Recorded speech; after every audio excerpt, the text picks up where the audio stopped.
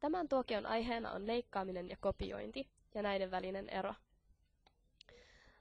Kun haluat leikata tekstiä, maalaa se. Sen jälkeen paina hiiren oikeaa näppäintä ja valitse valikosta kohta leikkaa. Sen jälkeen siirrä kursori kohtaan, jonne haluat liittää leikkaamasi tekstin. Paina hiiren oikeaa näppäintä ja valitse valikosta liitä.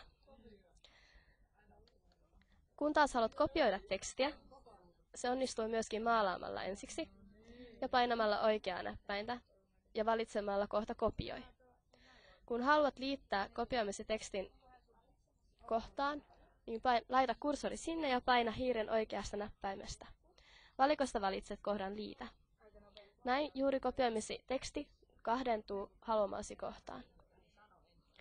Nämä toiminnot voit suorittaa myöskin yläpalkissa näkyvillä pikanäppäimillä.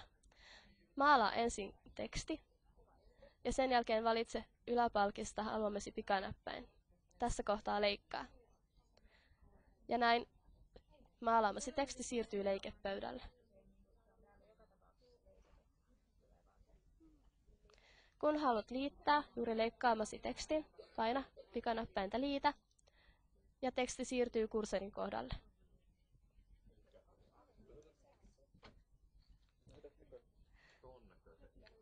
Kopiointi on myös kätevä tapa, kun haluat kopioida tekstiä tai kuvia dokumentista toiseen.